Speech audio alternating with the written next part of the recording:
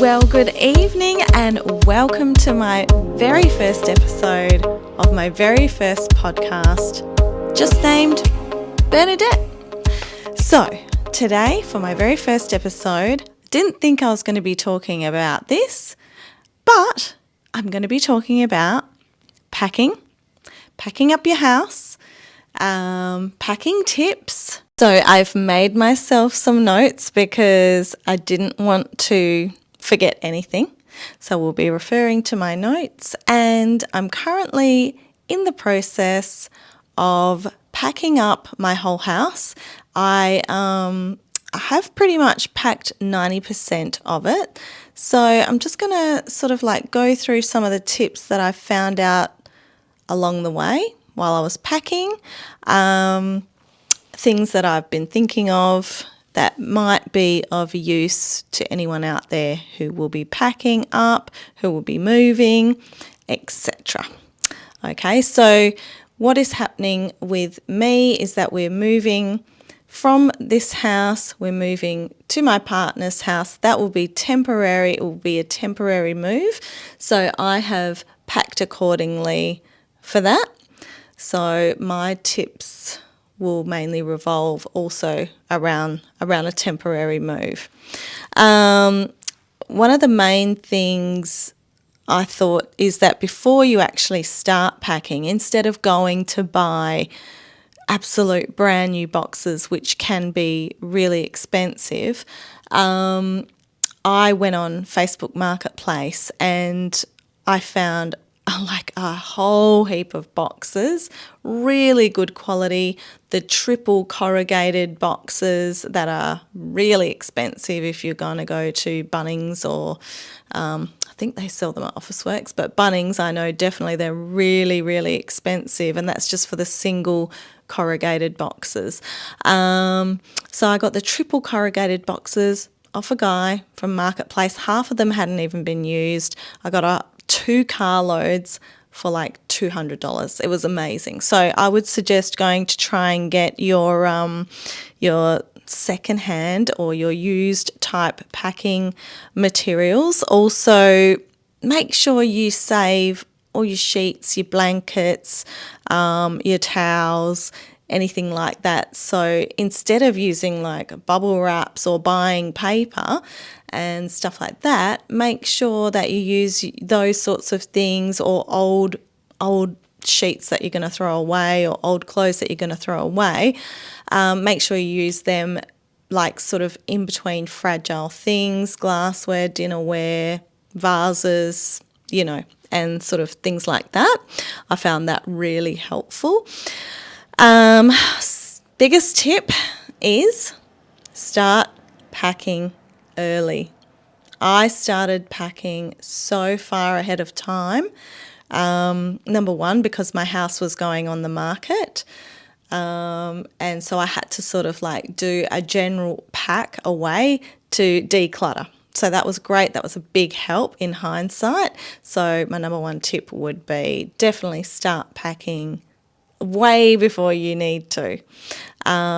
If you can't, then you're going to have to enlist the services of friends or family. Or if you're like me and you've got, one teenage daughter and one daughter in her, one daughter that's 20, that might not be so easy. I mean, we are a week away from moving out, and they have packed maybe 2 boxes from their bedrooms. So there is more to be done, but I'm really hoping they come to the party at the last minute, or we'll all be in a panic.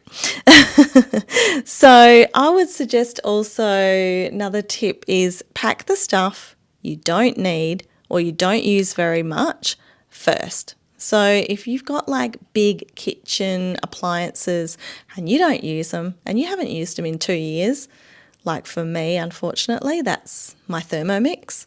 I pack that straight away, put some towels around it, put some other stuff on top. Bob's your uncle, put it away. So that would be my suggestion, because if you pack it first, you're going to find it if you pack it first, you're going to find it last, and that's the order you need to do it in. Okay, now figure out where you're going to go and store these boxes if you are moving somewhere temporary. Are you going to get a storage space? Are you going to have a spare room that you're going to put them in? Make sure you know exactly where these boxes are going to be going. Okay. Also, now for your more fragile sort of things, I loved using like washing baskets, the flat tray boxes from the supermarkets, etc. And for that stuff, I did carloads myself because I trust myself. I know I'm not going to be rough with things. I know I'm going to handle them carefully, and they're your belongings after all, so you know how you're going to treat them and how valuable they are to you. So that was a really, really good tip that I enjoyed. I just felt I'm a bit of a control freak, so I really liked doing carloads of that kind of stuff. And also I found it a lot easier to just get my clothes, keep them on the hangers, put a lackey band around 10 hangers worth of clothes and just lay them flat in the car and then do a carload and go and hang them straight up. So that was really, really easy for me. And that's also what I did with my bathroom and laundry stuff as well. And of course, I wasn't going to unpack everything straight away. So I've basically just, made available the stuff that I know I'm going to be needing and using, when I do find my forever home. Okay, so I also kept old rubbish bins to put fragrance bottles and shampoos in. You can fit so much in an old rubbish bin, or like no matter what size it is. So that made it really easy to transport those sorts of, delicate things. And packing. With packing, I, of course, left smaller boxes to do my bathroom stuff. And, it's just going to be easy to find, easy to open and stuff like that. It just makes it really easy. And then when you're packing the bigger boxes, always make sure that you're packing half of the bigger boxes with heavy stuff and then putting your light stuff on top, like your towels and maybe some clothing or some sheets and stuff. You definitely don't want to fill a big box all with books. Another really good tip is, pack yourself an immediate use box. So as soon as you move into your next destination, make sure you've got your PJs, your coffee, your toothpaste, your salt, pepper, oil, your toilet paper, and your suitcase might be a handy thing to pack with those sorts of things. So you know exactly where everything's going to be as soon as you move in. Because you might be too tired. You might not want to unpack. Those boxes just might look so daunting, at first. So you might just want to just go, you know what, I just need to crash tonight, wake up fresh, reassess the situation and take it from there.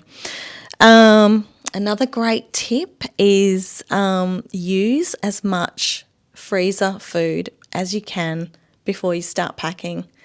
I have been telling my girls, for the last 3 or 4 weeks, you get yourself some snacks out of the freezers, go and have a look.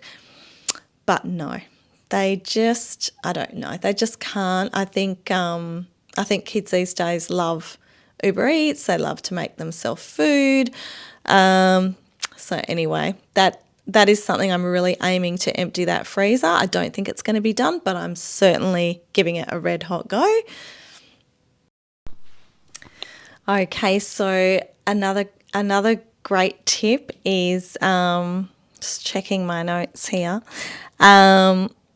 Sort out your power. Wherever you're going, sort out your power, your internet, your Wi-Fi, before you get to your destination, because you might get there and you might have really weak signal, the internet might not work, power might not go on for 2 weeks, and you just don't know what you're going to face. So make sure that's all up and running before you get to your next destination. And another good tip is make sure, and I'm still yet to do this for myself, make sure you redirect your mail. Apparently you can do this for up to 3 months at your local post office. I am going to be doing that this week. I've really actually only got 1 week to go, so this is hectic. Yes, I'm going to redirect my mail for the next 3 months, and then I'm assuming that as my mail comes in to my new address, I am going to then ring each company as I get it and change the address. I really hope I'm going to live up to that. I really have my fingers crossed. And it's such a shame because I'm going to be living in a place that's temporary. Then I'm just going to have to do it again. But this will be a great trial run, and we'll see how we go. Okay, now this is something I'm going to live by, is as soon as I get to the next place, the beds are the first thing that are going to go up, that are going to be assembled, because obviously this moving takes a lot out of you, and you want to be able to have a rest, and if you just want to call it a day, you've got a bed to sleep in. So that's definitely, and even if you can't do the beds, just do the mattress, you know. Now, definitely hire removalists. I know when you're moving house or selling, things add up and it gets really expensive, but I do feel that this is an expense that will really save you so much blood, sweat and tears, literally. So yeah, definitely hire a removalist, because I feel like they can do in 1 day what would take you possibly a week, and calling in many favours. So I think that is an expense well spent. Yeah, and as I said before, anything you're worried about or anything that's fragile, I would take in the car by yourself.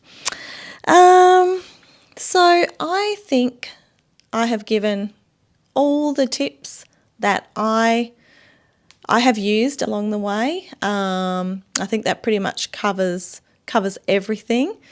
I hope that you have found this useful, and if there are any other tips that I've left out, or if you want to leave any comments in my very first episode, or if you've enjoyed this episode, please rate and review it.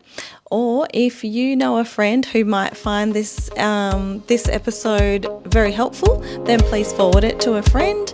And if you're not following, then please follow along, and let's see what episode 2 is going to be about. Thanks a lot for listening, and I'll see you next time.